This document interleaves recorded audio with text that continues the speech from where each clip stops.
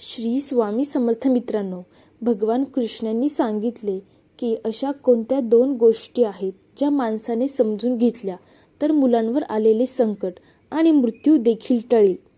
एकदा भगवान श्री कृष्ण यांना भेटण्यासाठी देवी सत्यभामा येते. सत्यभामाला पाहून भगवान श्री कृष्ण म्हणतात, हे देवी, आज कोणत्या उद्देशाने तुम्ही इथे आला आहात? तेव्हा सत्यभामा म्हणते, हे परमेश्वरा, माझ्या मनात एक प्रश्न निर्माण होत आहे. त्या प्रश्नाचे उत्तर जाणून घेण्यासाठी मी इथे आले आहे. तेव्हा भगवान श्री कृष्ण म्हणतात, हे देवी सत्यभामा, तुमच्या मनात कोणता प्रश्न आहे तो निर्धास्तपणे विचारा. आम्ही तुमच्या प्रश्नाचे उत्तर नक्कीच देऊ. तेव्हा सत्यभामा म्हणते, हे भगवान, अशा त्या दोन गोष्टी कोणत्या आहेत ज्या माणसाने समजून घेतल्या तर मुलांवर येणारे आकस्मिक संकट जसे की मृत्यू सुद्धा टळला जाऊ शकतो. तेव्हा भगवान श्री कृष्ण म्हणतात, हे देवी, याबाबत मी तुम्हाला एक अत्यंत पवित्र कथा सांगणार आहे. जी कथा ऐकल्यानंतर तुम्हाला तुमच्या सर्व प्रश्नांची उत्तरे मिळतील. तेव्हा देवी सत्यभामा म्हणते, हे भगवान, तुम्ही कथा सांगण्यास प्रारंभ करा. मी ही कथा लक्षपूर्वक ऐकेल. भगवान श्री कृष्ण म्हणतात की जो व्यक्ती ही कथा पूर्णपणे ऐकतो त्याला नक्कीच समजणार आहे की त्या दोन गोष्टी कोणत्या आहेत ज्यामुळे त्यांच्या मुलांचा मृत्यू देखील टळला जाऊ शकतो. मित्रांनो, आत्ता आपण कथेला सुरुवात करूया. भगवान श्री कृष्ण म्हणतात, हे देवी सत्यभामा, प्राचीन काळातील गोष्ट आहे. एक काशी नावाचे एक प्रसिद्ध शहर आहे ज्याला महादेवाची नगरी सुद्धा म्हणतात आणि काशीची देवनगरी म्हणून पूजा सुद्धा केली जाते. त्या काशी नगरीत देवराज नावाचा एक राजा होता. राजा देवराज हे अतिशय धार्मिक व्यक्ती होते. राजा देवराज यांची एक अतिशय धर्मनिष्ठ आणि सुसंस्कृत राणी होती.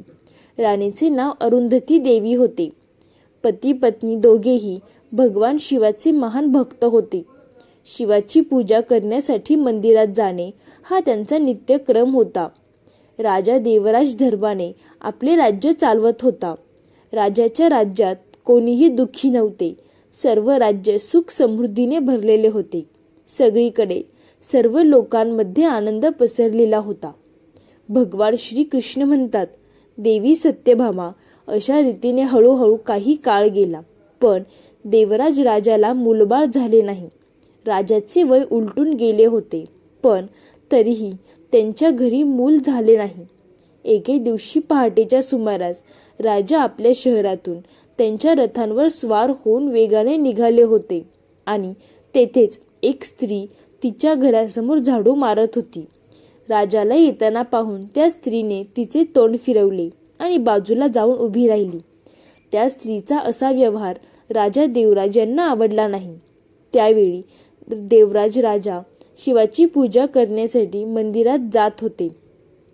त्यामुळे राजा त्या स्त्रीला काही न बोलता निघून गेले. पण राजा राजदरबारात आल्यावर त्याने आपल्या एका सैनिकाला बोलवून सांगितले की तुम्ही जाऊन त्या झाडू मारणाऱ्या स्त्रीला बोलवा. मला तिच्याशी बोलायचे आहे. तो शिपाई त्या झाडू मारणाऱ्या स्त्रीच्या घरी जातो, जिने राजाला पाहून तोंड फिरवले होते. शिपाई म्हणाला, राजाने तुला दरबारात बोलवले आहे. ती झाडू मारणारी स्त्री तिच्या मनात विचार करू लागली की राजाने आदेश दिला आहे, त्यामुळे राजाचा आदेश टळला जाऊ शकत नाही, म्हणून मला जावेच लागेल. परंतु पुत्रहीन राजाचे तोंड पाहणे म्हणजे खूप मोठा अपशकुन आहे. तरी सुद्धा नाईलाजाने ती झाडू मारणारी स्त्री त्या शिपायासह राजाच्या दरबारात जाते आणि काही वेळाने ती स्त्री राजाच्या दरबारात उभी राहते आणि राजाला नमस्कार करते. राजा म्हणाला, ताई, मला एक गोष्ट सांगा की आज सकाळी मी शिव मंदिरात जात असताना मला पाहून तुम्ही तोंड का फिरवले? तेव्हा ती महिला म्हणते, हे राजा, तुम्ही मला फाशीची शिक्षा दिली तरीही चालेल, पण राजा, मी सत्य काय आहे तेच बोलेन. परम विद्वान आणि श्रेष्ठ राजपुरोहित येथे उपस्थित आहेत. मी चुकीचे बोलले तर तुम्ही त्यांना विचारू शकता. सकाळी सकाळी जर तुमचा चेहरा कोणी पाहिला तर त्याचा संपूर्ण दिवस खराब जातो, कारण तुम्ही पुत्रहीन आहात. म्हणूनच तुम्हाला पाहून मी तोंड फिरवले. हे ऐकून राजा देवराज खूप आश्चर्यचकित झाले आणि मनात विचार करू लागले की ही स्त्री अगदी बरोबर बोलत आहे. जर एखाद्या नगराचा राजा पुत्रहीन असेल तर ते खरोखरच चांगले नाही. पुढे भगवान श्रीकृष्ण म्हणतात, हे देवी सत्यभामा, राजाने त्या झाडू मारणाऱ्या स्त्रीला तिच्या घरी पाठवले आणि राजा मनात विचार करू लागला की आता मला भगवान शिवाकडे जावे लागेल आणि पुत्रप्राप्ती यज्ञ हा करावाच लागेल. असा विचार करत राजा आपल्या महलात आला आणि आपल्या राणीला म्हणू लागला, ही राणी, आमच्या नगरातील लोकांना आमचा चेहरा पाहून खूप त्रास होतो, कारण आम्ही निपुत्रिक आहोत. आम्हाला मूळबाळ नाही, वंश नाही. त्यामुळे आपण भगवान शिवाच्या दरबारात जाऊ आणि भगवान भोलेनाथांना प्रार्थना करू की त्यांनी आम्हाला पुत्र द्यावा. असा विचार करून देवराज आणि राणी अरुंधती देवी दोघेही भगवान शंकराच्या मंदिरात जातात आणि तेथे जाऊन त्यांनी पुत्रप्राप्ती यज्ञ आयोजित केले. परंतु राजा राणीने पुत्रप्राप्तीसाठी यज्ञ करूनही त्यांना बराच काळ मूल झाले नाही. राजाचा पुत्रप्राप्ती यज्ञही निष्फळ झाला. येथे यज्ञ करणाऱ्या पंडितांनाही हे कळल्यावर खूप काळजी वाटली की आजपर्यंत मी जेवढे यज्ञ केले त्यापैकी एकही व्यर्थ गेला नाही. मग राजाच्या बाबतीत असे का झाले? असं वाटत आहे की राजाचे नशीबच खराब आहे. कदाचित देवाने राजाच्या नशिबात एकही मूल लिहिलेले नाही, त्यामुळेच पुत्रप्राप्ती यज्ञ निष्फळ झाला आहे. श्रीकृष्ण म्हणतात, हे देवी सत्यभामा, राजा देवराज हे खूप संयम स्वभावाचे होते. यज्ञ निष्फळ ठरला त्यामुळे राजाने अजिबात हार मानली नाही. राजा त्यांच्या मंत्र्याला म्हणाला, मंत्री महोदय, माझ्या अनुपस्थित तुम्ही राज्य चालवा. मी भगवान शिवाची तपश्चर्या करणार आहे. हे ठरवून राजा भगवान शिवाच्या मंदिरात बसतो आणि तपश्चर्या करू लागतो आणि अशा प्रकारे हळूहळू तपश्चर्या करत राजाला 1 वर्ष निघून जाते. येथे भगवान शिव देखील विचार करू लागले की आता मी या भक्ताकडे जावे. काही वेळाने भगवान शिव त्यांच्या नंदीसह राजासमोर प्रकट होतात आणि म्हणतात, हे राजा, मी तुझ्यावर खूप प्रसन्न आहे. तुला माझ्याकडून काय हवे आहे ते वरदान तू मागू शकतोस. राजा म्हणाला, हे परमेश्वरा, तू सर्वज्ञ आहेस. प्रत्येकाच्या मनात काय आहे हे तुम्हाला माहीत आहे. राजा म्हणतो, हे परमेश्वरा, ज्याप्रमाणे हंसाशिवाय समृद्ध अर्थहीन असतो त्याचप्रमाणे कुटुंब हे पुत्राशिवाय अर्थहीन असते. राजाचे म्हणणे ऐकून भगवान शिव म्हणाले, हे राजा, तसे तर 7 जन्म तुझ्या नशिबात मूल नाही, परंतु तू माझी तपश्चर्या केली आहेस म्हणूनच मी तुला पुत्र देत आहे. पण एक गोष्ट लक्षात ठेव की या मुलाचे वय फक्त 25 वर्ष असेल. ते मूल तुम्हाला फक्त 25 वर्ष मुलाचा आनंद देईल आणि त्यानंतर तो त्याच्या जागी परत जाईल. राजाने विचार केला की मी 25 वर्ष तरी निपुत्रिक होण्याच्या कलंकापासून दूर राहीन. राजा म्हणाला, काहीही असो प्रभू, तुम्ही मला फक्त पुत्राचे सौभाग्य द्या. मित्रांनो, त्याच वेळी भगवान शिवांनी आपल्या एका रक्षकाला बोलावून त्याला 25 वर्ष या राजाचा पुत्र म्हणून जन्म घेण्यास सांगितले. मंदिरातून भगवान शंकराचा आशीर्वाद घेतल्यानंतर राजा आपल्या राजवाड्यात परतला आणि मंदिरात जे काही घडले ते राजपुरोहित आणि राणीला सांगितले की भगवान शंकरांनी मला आशीर्वाद दिला आहे. आता लवकरच आपल्या घरात मुलगा होणार आहे. आपल्या या राज्यात मुलाचे आगमन होणार आहे. भगवान श्रीकृष्ण म्हणतात, हे देवी सत्यभामा, आता हळूहळू वेळ निघून चालला होता आणि भगवान शंकराच्या आशीर्वादानुसार राणी अरुंधती देवी गरोदर राहिली. हे पाहून राजाला खूप आनंद झाला. भगवान शंकरांनी सांगितल्यानुसार त्या महान रक्षकाने राजाचा पुत्र म्हणून राजाच्या घरी जन्म घेतला. हे पाहून राजा आणि राणीला खूप आनंद झाला. महाराजांच्या पोटी पुत्र झाल्याचा जल्लोष संपूर्ण काशी नगरात झाला. संपूर्ण नगरात आनंदोत्सव साजरा करण्यात आला. ब्राह्मणाने राजाच्या मुलाचे नाव रणविजय ठेवले. हळूहळू राजाचा मुलगा रणविजय मोठा होऊ लागला. राजकुमार रणविजय हे आपल्या वडिलांप्रमाणेच अत्यंत धार्मिक आणि देवभक्त होते. राजाचा मुलगा रणविजय खूप वेगाने मोठा होऊ लागला. हळूहळू वेळ पुढे सरकत होता. आपल्या मुलाचे लाड आणि संगोपन करताना राजा विसरला की आपल्या मुलाचे वय फक्त 25 वर्ष आहे आणि ते आता लवकरच संपणार आहे. ही त्या दिवसाची गोष्ट आहे जेव्हा तो मुलगा 15 वर्षाचा होता. मित्रांनो, दुसऱ्या एका नगराचा राजा होता, राजा तेजसिंह. त्यांना एक मुलगी होती, सुमती. सौंदर्य आणि तारुण्यात सुमती ही इंद्राच्या अप्सरांसारखी दिसत होती. ती खूप सुंदर मुलगी होती. ती मुलगी सुद्धा खूप धार्मिक होती. ती नेहमी दानधर्म करायची. लहानपणापासूनच तिला आईवडिलांपासून धार्मिक कार्य करण्याचे संस्कार मिळाले होते. तिला प्रत्येक जीवावर दया यायची. सकाळी उठल्यावर ती प्रथम पक्ष्यांना धान्य खायला द्यायची.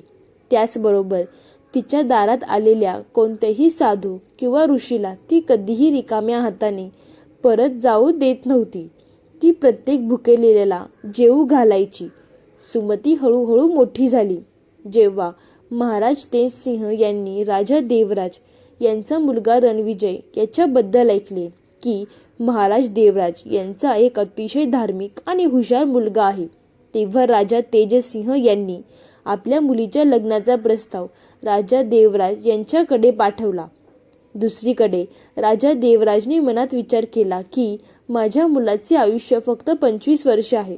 जर मी त्याचे लग्न लावून दिले आणि जर त्याने मुलाला जन्म दिला तर माझा वंशही पुढे जाईल. असा विचार करून राजा देवराजने रणविजय पुत्राचे लग्न पक्के केले आणि काही वेळात राजकुमारी सुमतीचा विवाह राजकुमार रणविजयशी झाला. राजकन्या सुमती ही अत्यंत पतिव्रता स्त्री होती. तिचा एक नियम असा होता की जोपर्यंत ती भुकेलेल्या प्राण्याला खायला अन्न देत नाही तोपर्यंत ती अन्न खात नाही. हळूहळू वेळ पुढे चालत होती. भगवान श्रीकृष्ण म्हणतात, हे देवी सत्यभामा, इकडे राजा देवराजला ही चिंता सतावत होती की आपल्या मुलाच्या मृत्यूची वेळ जवळ आली आहे. हे समजले होते कारण भगवान शंकरांनी त्याला सर्व काही सांगितले होते की तुझ्या मुलाचे वय हे फक्त 25 वर्षाच असेल.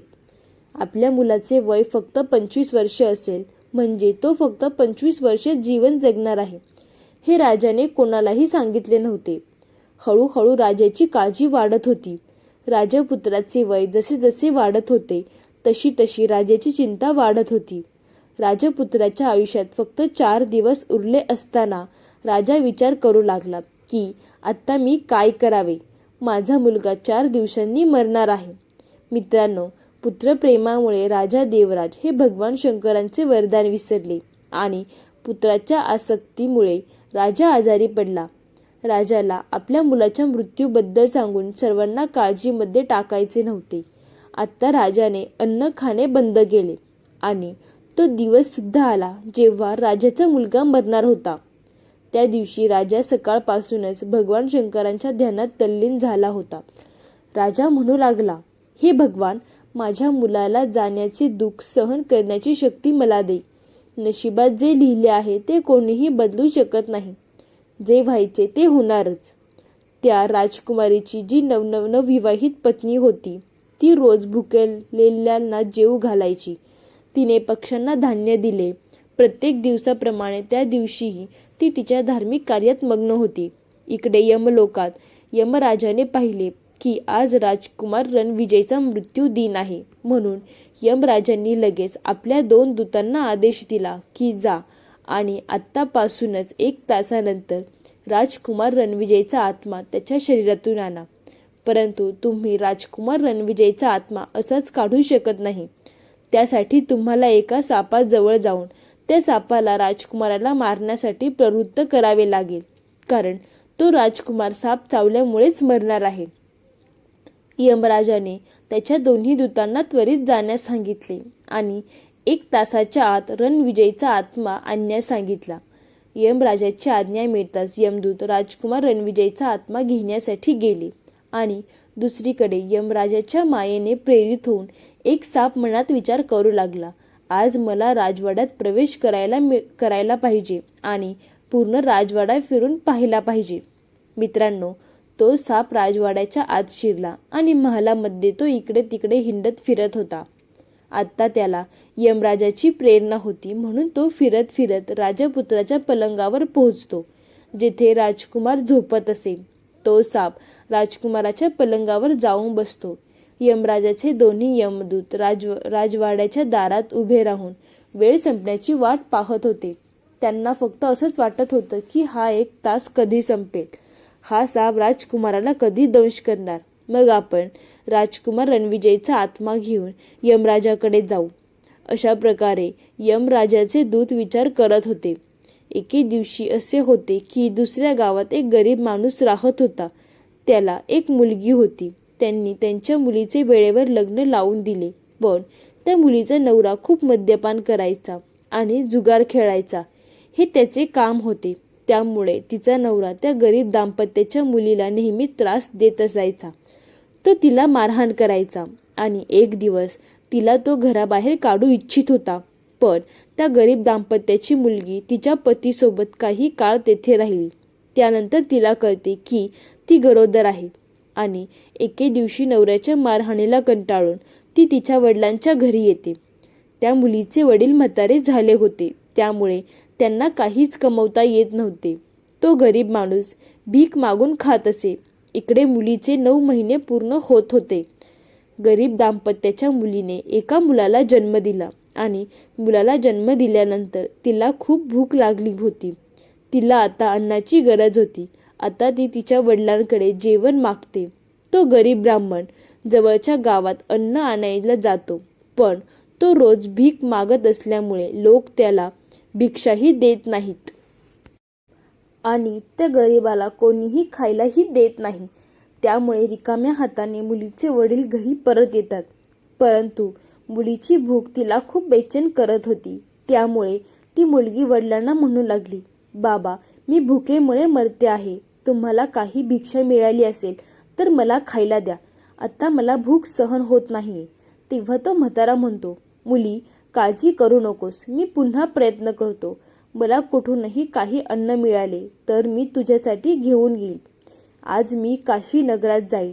तिथल्या राजाच्या दारात जाऊन मला काही खायला मिळाले तर तुझ्यासाठी नक्कीच आणीन. त्यानंतर ते वृद्ध वडील काशी नगरात जातात. इकडे रणविजय राजपुत्राची पत्नी सुमती रोज गरिबांना जेवू घालायची. आज तिने गरिबांना अन्न दिले आणि तिने तिच्या नवऱ्यासाठी स्वादिष्ट अन्न तयार केले. परंतु तितक्यात तो गरीब म्हातारा तिच्या दारात पोहोचतो. मित्रांनो, राजकुमार रणविजयच्या पत्नी सुमतीला दारात उभं असलेला गरीब म्हातारा दिसतो आणि तिला त्या म्हाताऱ्याला पाहून दया येते. म्हाताऱ्याने तिच्याकडे पाहिले आणि तो म्हणाला, मुली, यावेळी जर मला काही खायला मिळाले तर तुझे खूप मोठे उपकार होतील. सुमती राणीने पाहिले की हा गरीब माणूस आहे आणि तो माझ्याकडे अन्न मागत आहे, पण हे अन्न मी माझ्या नवऱ्यासाठी तयार केले आहे. जर मी हे अन्न दिले तर माझ्या नवऱ्याला काय खायला देईल? मग तिने विचार केला की माझा नवरा अजून इथे नाही, तो त्याच्या वडिलांसोबत आहे. जोपर्यंत ते इथे नाहीत तोपर्यंत मी हे अन्न या गरीब माणसाला देईल. माझा नवरा आल्यावर मी त्यांच्यासाठी आणखी जेवण बनवील. सुमतीने तिच्या नवऱ्यासाठी बनवलेले स्वादिष्ट जेवण त्या गरीब वृद्धाला दिले. म्हातारा ते अन्न घेऊन त्यांच्या घरी येतो, कारण त्यांची मुलगी 3 दिवस उपाशी होती. दुसरीकडे राजाचा मुलगा रणविजय वडिलांना वैद्याला दाखवतो. त्यानंतर राजकुमार रणविजय राजाच्या खोलीतून बाहेर येतो आणि त्याच्या खोलीकडे जाऊ लागतो. महालाच्या दारात 2 यमदूत तयार उभे होते आणि तो साप राजकुमाराला दंश करण्यासाठी त्याच्या पलंगावर बसला होता. मित्रांनो, भगवान श्रीकृष्ण म्हणतात, हे देवी सत्यभामा, जेव्हा वेळ चांगली असते तेव्हा सर्व काही ठीक असते. कोणतीही आपत्ती टाळण्यासाठी तुम्हाला एकच संकेत मिळतो, हे लक्षात ठेवावे. आणि ती वेळ ओळखली आणि तो संकेत समजून घेतला तर मोठी आपत्तीही टळू शकते.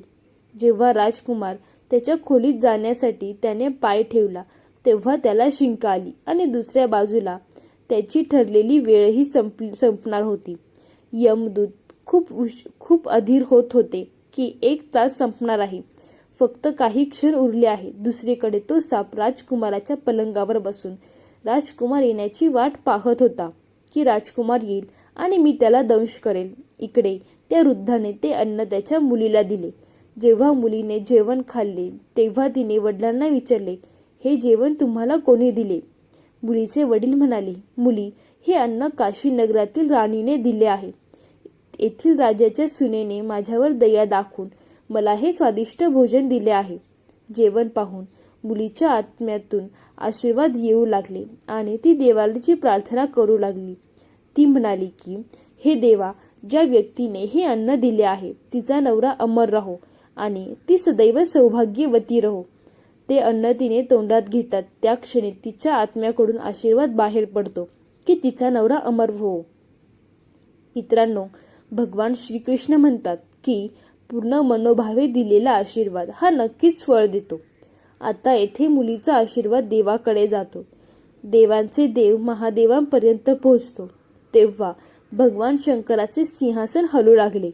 भगवान शिव विचार करू लागले की माझे सिंहासन का हलत आहे. भगवान शिव मनात विचार करू लागले की जगात काय घडणार आहे. त्याची ताबडतोब नारद मुनींना बोलवले आणि नारदांना सांगितले की आत्ताच्या आत्ता जा आणि तिन्ही लोकांमध्ये काय होणार आहे हे पहा. नारद मुनींनी पाहिल्यावर त्यांना सर्व काही समजले. त्यांनी जाऊन भगवान शंकरांना सांगितले, हे भगवान, एक विचित्र घटना घडत आहे. राजा देवराजाच्या मुलाच्या मृत्यूची वेळ जवळ आली आहे. दारात यमदूत उभा आहे आणि साप त्याच्या पलंगावर फणा पसरून बसला आहे. राजकुमार पायऱ्या चढून त्याच्या खोलीत जात आहे. तो त्याच्या पलंगावर बसताच त्याला तो साप चावेल आणि दुसऱ्या बाजूला म्हाताऱ्याची मुलगी राजकन्येचा आशीर्वाद देत आहे की ती अखंड सौभाग्यवती राहील. असे आशीर्वाद तिच्या आत्म्यातून बाहेर पडत आहेत. भगवंता, हा काय विचित्र योगायोग आहे. एकीकडे मृत्यू हा राजकुमाराला नेण्यासाठी उभा आहे, तर दुसरीकडे त्याच्या दीर्घ आयुष्यासाठी आशीर्वाद दिले जात आहे. आता परमार्थ आणि मृत्यूची शक्ती भिडली आहे. नारद म्हणाले, हे प्रभू, काय होणार आहे? भगवान शिव म्हणाले, निर्मात्याने जे ठरवले आहे तेच होणार आहे. फक्त प्रतीक्षा करा आणि पहा, सर्व काही चांगले होईल. राजकुमार पायऱ्या चढून त्यांच्या पलंगाकडे जात आहे. नाग सुद्धा दंश करण्यासाठी तयार होता. यमाचे दूत सुद्धा तयार होते. ते विचार करत होते की आत्ता आमचं काम होणार आहे, परंतु नियतीला काहीतरी वेगळेच मान्य होतं. दानधर्माची शक्ती मृत्यूच्या शक्तीच्या मध्ये आली आणि त्या शक्तीने नागाला पुढे जाण्यापासून किंवा कोणतीही हालचाल करण्यापासून रोखले. नागामध्ये पुढे जाण्याची ताकद नव्हती. नाग विचार करू लागला की मी या राजपुत्राला दंश करण्यासाठी आलो आहे, परंतु आत्ता मला पुढे चालताही येत नाही. माझ्यातील शक्ती नाहीशी होत आहे. हे सगळं काय होतंय, काहीच कळत नाही. मित्रांनो, हे सर्व काही त्या वृद्ध म्हाताऱ्याच्या मुलीने दिलेल्या आशीर्वादाचा परिणाम होता. भगवान श्रीकृष्ण म्हणतात, हे देवी सत्यभामा, जेव्हा शाप दिला जातो तेव्हा आशीर्वादही दिले जातात. नाग आणि राजकुमार यांच्यामध्ये आशीर्वाद येऊन उभा राहिला. राजकन्येचे दान मृत्यूला त्याचे काम करू देत नव्हते. यमदूत दानाच्या शक्तीला म्हणू लागला की तू इथून परत जा, आम्हाला आमचे काम करू द्या, आम्हाला या राजकुमाराचे प्राण घेऊन जायचे आहे. तेव्हा दानाची शक्ती आणि त्या मुलीचा आशीर्वाद म्हणू लागले, कधीच नाही, असे कधीही होणार नाही. आम्ही असताना तुम्ही राजकुमाराचे प्राण कधीही घेऊ शकणार नाही. आता दोघांमध्ये वादविवाद सुरू होतात, परंतु दानाच्या शक्तीने यमदूतांना पुढे जाण्यासाठी थांबवले. यमदूत पुढे जाऊ शकले नाहीत व अखेर हार मानून ते यमलोकामध्ये परत निघून गेले. यमलोकामध्ये जाऊन यमदूत यमराजाला म्हणाले, महाराज, हे सर्व काय आहे? यमदूतांना रिकाम्या हाताने आलेले पाहून यमराज म्हणाले की तुम्ही रिकाम्या हाताने कसे आलात? तुम्हाला तर राजकुमार रणविजय यांचे प्राण हरण करण्यासाठी पाठवले होते. तेव्हा यमदूत म्हणाले, हे स्वामी, राजकुमार रणविजय यांचे प्राण हरण करण्यासाठी 2 बाधा मध्ये आल्या आहेत. त्यांच्यासमोर आमचे काहीही चालले नाही. यमराज म्हणाले, अशा कोणत्या बाधा आहेत ज्या मृत्यूच्या मार्गामध्ये येत आहेत? दोन्ही यमदूतांनी सांगितले, महाराज, एकतर दानाची शक्ती आहे आणि दुसऱ्या आशीर्वादाची शक्ती. यमदूतांचे हे म्हणणे ऐकल्यानंतर यमराज म्हणाले, हे यमदूतांनो, असं दिसत आहे की तुम्ही तुमच्या या कार्यामध्ये आता सक्षम राहिला नाहीत. तुम्ही म्हातारे झाला आहात. मी स्वतः जाऊन पाहतो की अशी कोणती बाधा आहे जे राजकुमाराचे प्राण आणण्यासाठी मध्ये येत आहे. मित्रांनो, भगवान श्रीकृष्ण म्हणतात, हे देवी सत्यभामा. त्यानंतर यमराज स्वतः पृथ्वीवर आले. इकडे भगवान शिव यांनी विचार केला की मला आता त्यांच्यामध्ये तडजोड करून द्यायला पाहिजे. यमराज त्यांच्या समोर जिंकू शकणार नाहीत, परंतु जर यम हरले तर हे निसर्गाच्या नियमांचे उल्लंघन असेल. जेव्हा यमराज राजकुमाराचे प्राण हरण करण्यासाठी तेथे प्रकट झाले, तेव्हा तेथे भोलेनाथ सुद्धा प्रकट झाले.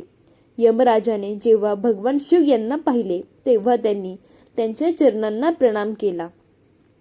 भगवान शिव यमराजाला म्हणाले, हे यमराज, तुमच्या विधानानुसार राजपुत्राचे आयुष्य पूर्ण झाले आहे, परंतु तुम्ही मला सांगा की शापांचा सामना हा कोणाला करावा लागत नाही. शापांचा सामना तर भगवान श्री हरी विष्णू यांनाही आणि ब्रह्मदेवाला सुद्धा करावा लागला आहे. तुम्ही सुद्धा शापामुळे मृत्यू लोकावर जन्म घेतला आहे. तेव्हा यमराज म्हणू लागले, हे भगवान, हे तर मी एक ऋषीच्या शापाचा मान ठेवला होता. तेव्हा भगवान शिव म्हणाले, जर तू एखादा शापाचे मान ठेवत असशील तर त्याच प्रकारे एखाद्याच्या आत्म्यातून निघालेल्या आशीर्वादाचा सुद्धा मान ठेव. तू ठेवूच शकतोस. तू तो आशीर्वाद निष्फळ कसा जाऊ देऊ शकतोस? यमराज भगवान शिव यांना म्हणाले, हे प्रभू, आता या गोष्टीवर उपाय तुम्हीच सांगा. मी काय करू शकतो? तेव्हा भगवान शिव यमराजाला म्हणाले की तुम्ही या राजकुमाराचे आयुष्य 110 वर्ष करा आणि 110 वर्षानंतर तुम्ही राजकुमाराच्या आत्म्याला घेऊन परत जाऊ शकता. राजकुमार त्याला मिळालेल्या आशीर्वादामुळे आता मृत्यूस पात्र नाही. राजकुमाराने मृत्यूवर विजय मिळवला आहे आणि भगवान शिव यांच्या सांगण्यावरून यमराजांच्या प्रकृतीच्या नियमांमध्ये बदल केले आणि राजकुमार रणविजय यांचे वय वाढून 110 वर्ष गेले. त्यानंतर यमराज यमलोकामध्ये परत निघून गेले. इकडे राजकुमार रणविजय यांचे आयुष्य 110 वर्ष झाले होते.